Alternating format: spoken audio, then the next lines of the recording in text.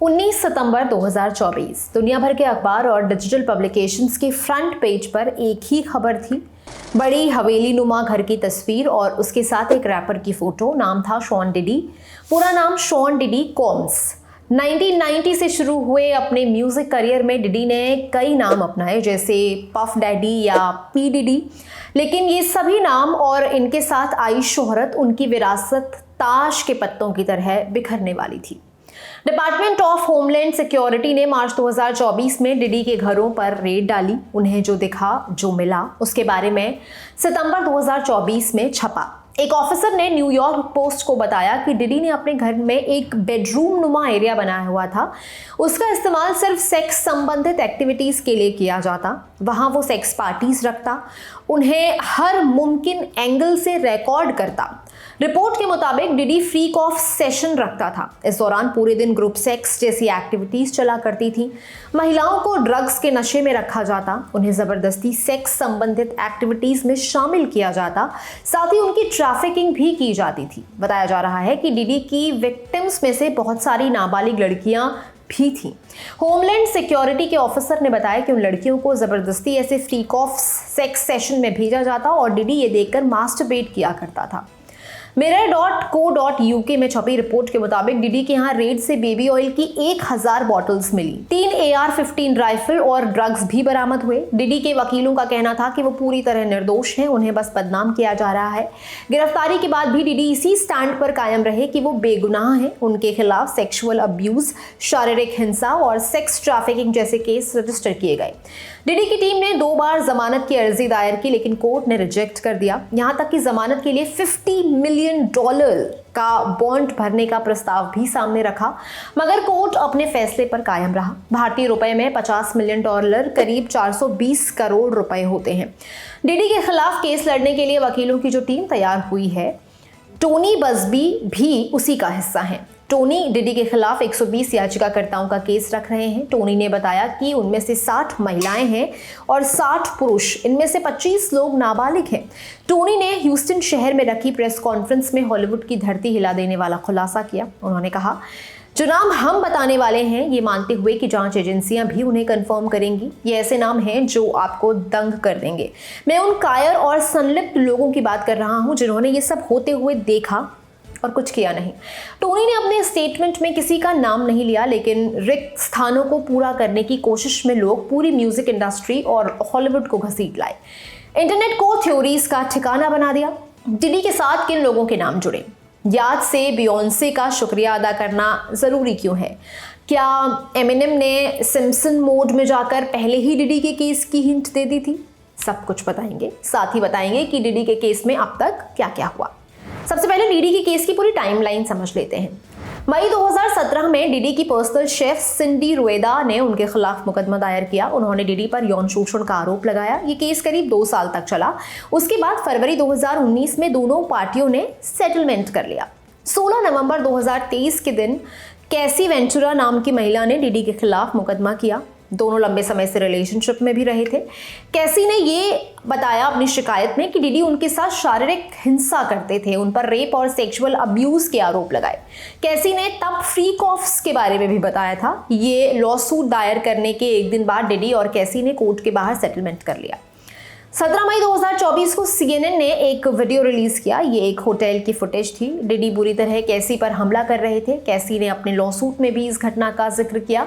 ये वीडियो बाहर आने के बाद डिडी ने भी एक वीडियो रिलीज किया, अपनी हरकत के लिए माफी मांगी। कैसी का केस भले ही कोर्ट के बाहर सेटल हो गया, लेकिन उससे बहुत सारे विक्टिम्स को हिम्मत मिली। अब वो सब बाहर आने लगे। नवंबर 2023 में जोइन डिकरसन नील नाम की महिला ने डिडी के खिलाफ मुकदमा दायर किया। उन्होंने आरोप लगाया कि साल 1991 में डिडी ने उन्हें ड्रग्स दिए और फिर नशे की हालत में उनका यौन शोषण किया। तब वो कॉलेज में साइकोलॉजी पढ़ रही थी। जोई ने कहा कि डिडी ने उस घटना का वीडियो भी रिकॉर्ड किया था।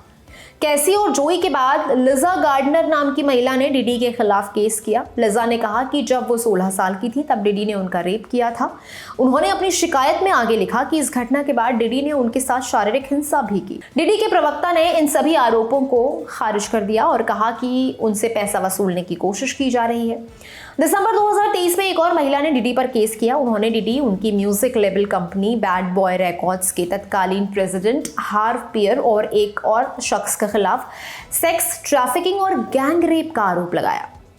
उन्होंने बताया कि तब वो 17 साल की थी और उन्हें शराब और ड्रग्स के नशे में रखा गया था। इन सभी मुकदमों के खिलाफ डीडी ने 6 दिसंबर को अपने इंस्टाग्राम पर एक पोस्ट शेयर किया। उन्होंने कहा कि वो लंबे समय से खामोश हैं और लोग उनकी इज्जत की धज्जियां उड़ा रहे हैं। 21 मई 2024 की तारीख पूर्व मॉडल और एक्ट्रेस क्रिस्टल मैककीनी ने डीडी पर उन्हें ड्रग्स देने और जबरदस्ती ओरल सेक्स करने का आरोप लगाया।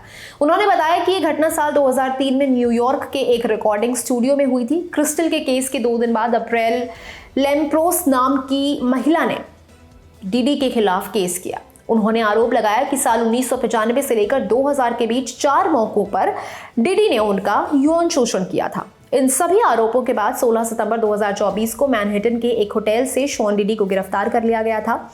कान्ये वेस्ट ने टेलर स्विफ्ट की जान बचा ली। 13 सितंबर 2009 की शाम MTV का वीडियो म्यूजिक अवार्ड चल रहा है। ऑडियंस की कुर्सियों पर Lady Gaga, Taylor Swift, Green Day और बियोंसे जैसे कलाकार बैठे थे। उस शाम टेलर स्विफ्ट ने अपने गाने यू बिलोंग विद मी के लिए बेस्ट फीमेल वीडियो का अवार्ड जीता था। वो स्टेज पर अपना अवार्ड लेने पहुंची। सभी का शुक्रिया कह ही रही थी कि तभी रैपर कान्ये वेस्ट वहां पहुंच गए। उन्होंने कहा कि मैं तुम्हारे लिए खुश हूं, लेकिन बियोंसे के गाने का वीडियो अब तक का सबसे बेहतरीन वीडियो है। बता दें कि बियोंसे का गाना सिंगल लेडीज भी अवार्ड के लिए नॉमिनेट हुआ था। उस गाने ने उस शाम best video of the year का अवार्ड भी अपने नाम किया।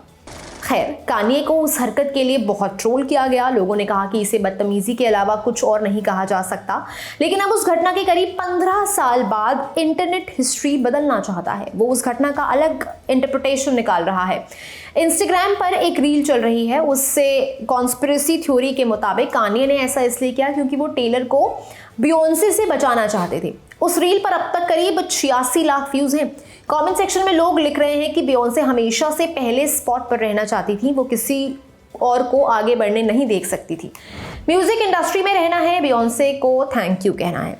इंटरनेट बियोंसे वाली थ्योरी से इतनी जल्दी मुक्ति पाने के मूड में नहीं था। शॉन डीडी की गिरफ्तारी के बाद जे कोल नाम के आर्टिस्ट का एक गाना वायरल होने लगा। ये साल 2013 में रिलीज हुआ था। इसका टाइटल था शी नोज। इस पर कॉन्स्पिरेसी थ्योरी चलने लगी कि माइकल जैक्सन जैसे कलाकारों की मौत के पीछे डीडी, बियोंसे और उनके पति जे-जी का हाथ था। इस बात को सपोर्ट करने के लिए लिरिक्स की इन लाइनों को कोट किया गया। Rest in peace to Aaliyah, rest in peace to Left Eye, Michael Jackson, I'll see ya just as soon as I die। Theory वाली जनता ये भी दावा करती है कि इस गाने का नाम ओरिजिनली शी नोज की जगह शी नोल्स है। दरअसल नोल्स बियोंसे का मेडन नेम है, यानी शादी से पहले एक महिला को अपने परिवार से जो नाम मिलता है वो नाम। इन लोगों के मुताबिक बियोंसे और जे-जी डीडी के करीब रहे हैं और डीडी की मदद से बियोंसे अपना कंपटीशन खत्म करना चाहती हैं। इस थ्योरी के मुताबिक सिंगर और हिप हॉप आर्टिस्ट आलिया की मौत का कनेक्शन भी बियोंसे से है। दरअसल एक प्लेन हादसे में आलिया की मौत हुई थी। फिर कहा जाने लगा कि अगर आप म्यूजिक इंडस्ट्री में रहना चाहते हैं तो बियोंसे को थैंक यू कहना होगा। इसी क्रम में कान्ये वेस्ट और टेलर स्विफ्ट का वीडियो आया। साल 2017 में 59th ग्रैमी अवार्ड आयोजित किए गए थे। एडेल ने अपने एल्बम 25 के लिए बेस्ट एल्बम का ग्रैमी जीता। उस साल बियोंसे का एल्बम लेमनेड भी नॉमिनेट हुआ था। एडेल को ट्रॉफी मिली और उन्होंने उसके 2 टुकड़े कर दिए। उन्होंने कहा कि ये अवार्ड बियोंसे को मिलना चाहिए था। उन्हें दुख है कि बियोंसे नहीं जीती। इन सभी वीडियोस के बाद मीम्स की झड़ी लग गई। लोग लिखने लगे कि अपने रिसर्च पेपर में बियोंसे को थैंक यू करना भूल गया, क्या मुझे कुछ होगा तो नहीं। कशिश पंसारी नाम के एक यूजर ने इंस्टाग्राम पर रील डाली, लिखा कि उन्हें दिलजीत दोसांझ और करीना कपूर की चिंता है। उसके बाद उन्होंने अंबानी की शादी का वीडियो लगाया जहां दिलजीत करीना के लिए कहते हैं कि हमारे लिए तो करीना ही बियोंसे और रिहाना है। एक यूजर ने अपनी रील में लिखा कि जब आपको टेस्ट पास करने पर अच्छा महसूस हो रहा हो लेकिन तभी याद आए कि आप बियोंसे को थैंक यू कहना भूल गए। कुछ जगह थ्योरीज चल रही हैं कि जब जस्टिन बीबर करीब 15 साल के थे तब डीडी ने उन्हें अब्यूज किया। किसी ने कहा कि एमिनेम ने अपने गाने फ्यूल में डीडी से जुड़ी घटनाओं का हिंट दिया था। किसी ने द सिम्पसन्स की एक क्लिप शेयर की जहां किरदार किसी पार्टी में शरीक हुए हैं, वहां सभी ने एक जैसे कपड़े पहने हुए थे। डीडी भी अपने यहाँ व्हाइट पार्टीज रखते थे जहां आने वाले सभी लोग सफेद सूट या सफेद कपड़ों में शामिल होते थे। इस शो के लिए कहा जाता है कि यहाँ भविष्य में होने वाली घटनाओं को टीज कर दिया जाता था। ऐसी थ्योरी चलती हैं। बाकी डिडी के केस को लेकर भी बहुत थ्योरीज चल रही हैं। दूसरी ओर एजेंसियों ने अपनी जांच शुरू कर दी है। 5 मई 2025 से शॉन डिडी कॉम्स का कोर्ट रूम ट्रायल शुरू होने वाला है। ये जानकारी आपके लिए जुटाई थी मेरे साथी यमन ने। मैं गरिमा, आप देख रहे हैं ललन टॉप सिनेमा। शुक्रिया।